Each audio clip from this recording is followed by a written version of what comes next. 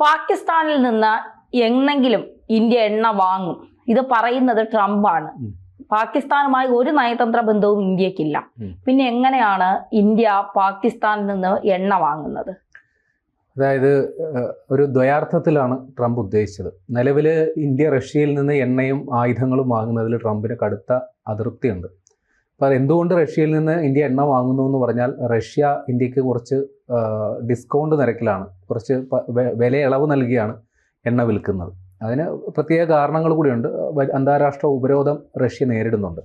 അപ്പോൾ അവർക്ക് അവരുടെ ഉൽപ്പന്നം വിറ്റഴിക്കാൻ കിട്ടാവുന്ന സാധ്യതകളെല്ലാം അവർ പ്രയോജനപ്പെടുത്തുന്നു. ഇപ്പോൾ ഇന്ത്യ സമീപിച്ചപ്പോൾ ഇന്ത്യക്ക് കുറച്ചുകൂടി വില കുറച്ച് തരുന്നു എന്നുള്ളതാണ്. അപ്പോൾ ഇന്ത്യ ഇപ്പോൾ റഷ്യയിൽ നിന്ന് എണ്ണ വാങ്ങരുത് എന്ന് ട്രംപും യൂറോപ്യൻ യൂണിയനും ഒക്കെ നിലപാടെടുത്തപ്പോൾ ഇന്ത്യ എടുത്ത നിലപാട് റഷ്യയിൽ നിന്ന് വില കുറച്ച് എണ്ണ കിട്ടുന്നു, ഇന്ത്യയുടെ ഇന്ധന സുരക്ഷിതത്വത്തെ കരുതിയാണ് ഇന്ത്യ റഷ്യയിൽ നിന്ന് എണ്ണ വാങ്ങുന്നത്, അല്ലാണ്ട് ഇതിൻ്റെ പിന്നിൽ രാഷ്ട്രീയ തീരുമാനങ്ങളില്ല എന്നുള്ളതാണ് പറയുന്നത്. അപ്പോൾ ഇന്ത്യയെ സംബന്ധിച്ച് മാർക്കറ്റ് വിലയാണ് പ്രധാനം.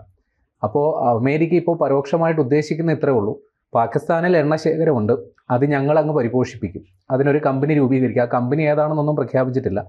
പാകിസ്ഥാനിലെ എണ്ണ നിക്ഷേപം, അതായത് അമേരിക്കയുടെ പ്രഖ്യാപിത കുറേ നയങ്ങളുണ്ടല്ലോ. ഇപ്പോൾ ഇറാഖിലാണേലും മറ്റ് മിഡിൽ ഈസ്റ്റ് രാജ്യങ്ങളിലാണേലും അമേരിക്ക ആധിപത്യം സ്ഥാപിക്കുന്നതിൻ്റെ ആത്യന്തികമായ ലക്ഷ്യം എണ്ണ ഖനനമാണ്. അപ്പോൾ പാകിസ്ഥാനിലേക്കും അവർ വരുന്നു. പാകിസ്ഥാൻ ഏത് അവസ്ഥയിലാകുമെന്ന് നമുക്കറിയില്ല. ഏതായാലും പാകിസ്ഥാനിൽ അവർ വന്ന് എണ്ണ ഖനനം ചെയ്ത്, അങ്ങനെ റഷ്യയേക്കാൾ കുറഞ്ഞ വിലയ്ക്ക് പാകിസ്ഥാനിൽ എണ്ണയുണ്ടെങ്കിൽ സ്വാഭാവികമായി ഇന്ത്യക്ക് താല്പര്യം ഉണ്ടാവുമല്ലോ. അങ്ങനെയാണെങ്കിൽ അവിടുന്ന് വാങ്ങും. ഉണ്ടത്രേ.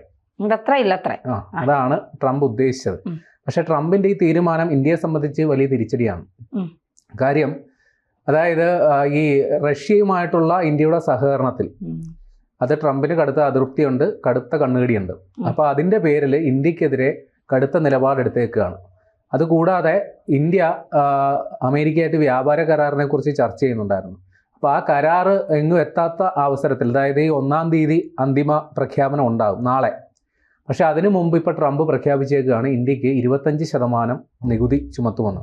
ഇതുകൂടാതെ റഷ്യയുമായിട്ട് സഹകരിക്കുന്നതുകൊണ്ട് പെനാൽറ്റി ഉണ്ടാകും എന്ന് പറയുന്നത്, അതായത് പിഴയും ഉണ്ടാകും എന്ന് പറയുന്നു.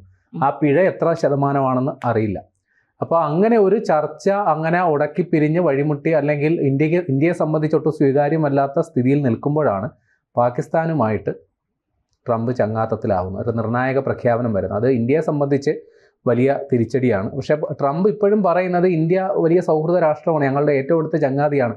എന്നിരുന്നാലും അവനിട്ടും ഇരിക്കട്ടെ ഒരു കൊട്ട് എന്നുള്ളതാണ് ട്രംപിൻ്റെ നിലപാട്.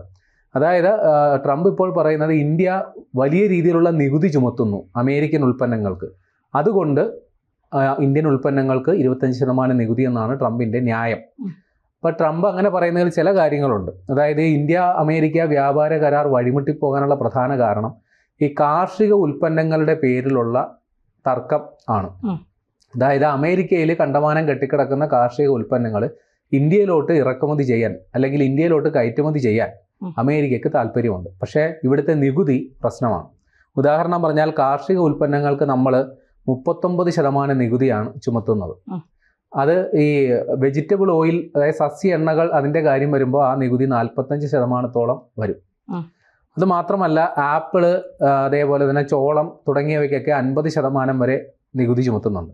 ഇത് അമേരിക്കയ്ക്ക് സ്വീകാര്യമല്ല, നികുതി കുറയ്ക്കണം എന്നുള്ളതാണ്. പക്ഷേ ഇതിൽ മിക്ക സാധനവും ഇന്ത്യയിൽ ഉൽപ്പാദിപ്പിക്കുന്നതായതുകൊണ്ട് നികുതി കുറയ്ക്കുക ഇവിടുത്തെ കർഷകരുടെ താല്പര്യങ്ങൾക്ക് വിരുദ്ധമാണ്. അതുകൊണ്ട് ഇന്ത്യ നികുതി കുറയ്ക്കാൻ തയ്യാറല്ല. അപ്പോൾ ഇതിൻ്റെ പേരിലാണ്, പ്രധാനമായും ഇതിൻ്റെ പേരിലാണ് ഇന്ത്യ അമേരിക്ക വ്യാപാര കരാർ ഉണ്ടാകാതിരുന്നത്. അപ്പോൾ ഇതിൻ്റെ കൂടി ഒരു ചൊരുക്ക് ട്രംപിനുണ്ട്. അതായത് ഇന്ത്യ വലിയ രീതിയിൽ നികുതി ചുമത്തുന്നു, അതുകൊണ്ട് ഇന്ത്യക്കെതിരെ ഒരു പ്രതികാര ചുങ്കം അങ്ങ് ഏർപ്പെടുത്തുന്നു എന്നുള്ളതാണ് നിലപാട്. ഏതായാലും ഇന്ത്യ ഈ കാര്യത്തിൽ ഒരു നിലപാടെടുത്തിട്ടുണ്ട്. ഈ അമേരിക്കയുടെ ഈ നയത്തിനെതിരെ ഉചിതമായ പ്രതികരണം ഉണ്ടാകുമെന്നാണ് വിദേശകാര്യ മന്ത്രാലയം പറഞ്ഞിരിക്കുന്നത്. പക്ഷെ അത് ഏത് രീതിയിലാണ് എന്നുള്ളത് അറിയില്ല. മുൻകാല അനുഭവങ്ങൾ നമുക്കുണ്ടല്ലോ. അതായത് ഇപ്പോൾ ചൈനയ്ക്കെതിരെയും കാനഡയ്ക്കെതിരെയൊക്കെ അമേരിക്ക ഇതേപോലെ പ്രതികാര ചുങ്കം ഏർപ്പെടുത്തിയപ്പോൾ അവർ തിരിച്ച് അതേപോലെ അമേരിക്കൻ ഉൽപ്പന്നങ്ങൾക്കും നികുതി ഏർപ്പെടുത്തിയിരുന്നു. ഒരു പക്ഷേ ഇന്ത്യയും നിവൃത്തിയില്ലെങ്കിൽ അതിലേക്ക് പോകാനാണ് സാധ്യത. അമേരിക്കൻ ഉൽപ്പന്നങ്ങൾക്ക് ഇന്ത്യയും നികുതി വർദ്ധിക്കും. ഇനി ഇന്ത്യ അമേരിക്ക വ്യാപാര കരാറിൻ്റെ കോർ അടിസ്ഥാനം എന്ന് പറയുന്നത് വ്യാപാര കമ്മി ചൂണ്ടിക്കാട്ടിയാണ്. അതായത് ട്രംപിൻ്റെ നിലപാട്, അതായത് നമ്മൾ അങ്ങോട്ട് എന്ത് വിൽക്കുന്നോ അതിന് തുല്യമായത് നമ്മൾ വാങ്ങണം. അതായത് അമേരിക്കയുടെ വാങ്ങലും വിൽക്കലും തുല്യമാകണം എന്നുള്ളതാണ്. നേരെ മറിച്ച് അമേരിക്ക കൂടുതലായിട്ട് വാങ്ങുകയും കുറച്ചാണ് വിൽക്കുന്നതെങ്കിൽ അത് അമേരിക്കൻ താല്പര്യങ്ങൾക്ക് വിരുദ്ധമെന്നാണ് ട്രംപിന്റെ നിലപാട്. അപ്പോൾ ഇങ്ങനെ കണക്കാക്കുമ്പോൾ ഇന്ത്യയും അമേരിക്കയും തമ്മിലുള്ള വ്യാപാര കമ്മി എന്ന് പറയുന്നത് 45.7 ബില്യൺ ആണ്. വലിയൊരു തുകയാണ്. അതായത് ഇന്ത്യ കുറേ സാധനങ്ങൾ അങ്ങോട്ട് വിൽക്കുന്നുണ്ട്, പക്ഷേ 45.7 ബില്യൺ സാധനങ്ങളുടെ സാധനം കുറച്ചാണ് ഇന്ത്യ അവിടെ നിന്ന് ഇങ്ങോട്ട് വാങ്ങുന്നത്. അപ്പോൾ ഈ 45.7 ബില്യൺ പരിഹരിക്കാൻ വേണ്ടിയാണ് ട്രംപ് ഈ 25% നികുതി ചുമത്തുന്നതെന്ന് ചുരുക്കം.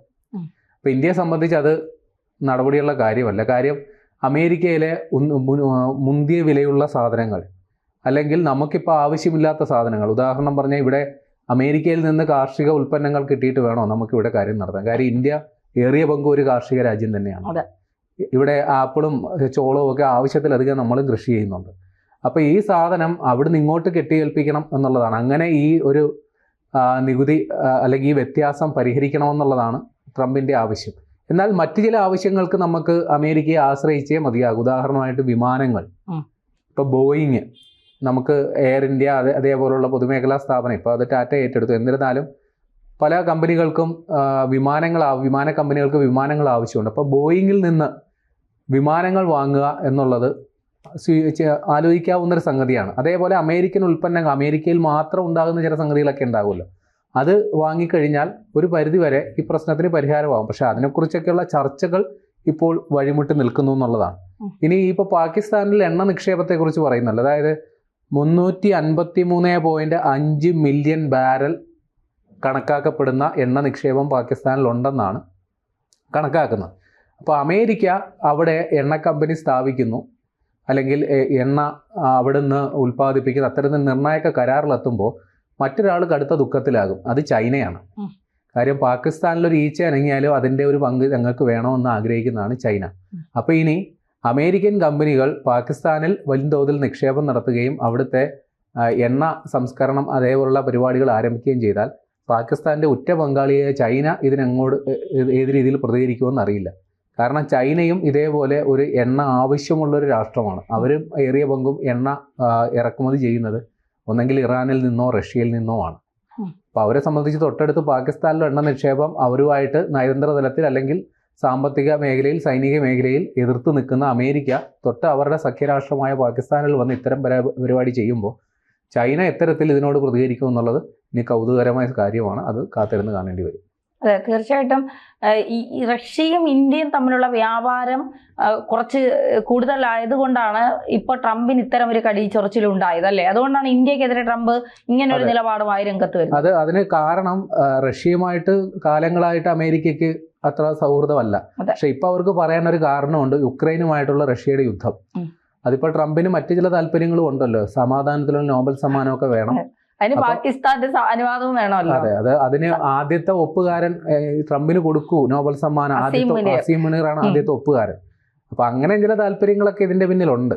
പക്ഷേ ഇന്ത്യയെ സംബന്ധിച്ച് ഇത് ആത്യന്തികമായി വലിയ തിരിച്ചടിയാണ്. കാര്യം നമ്മൾ അമേരിക്കയെ വല്ലാണ്ടങ്ങ് വിശ്വസിച്ചിരുന്നു. പക്ഷെ ട്രംപിനെ നമ്പരുത്, നമ്പിനേൻ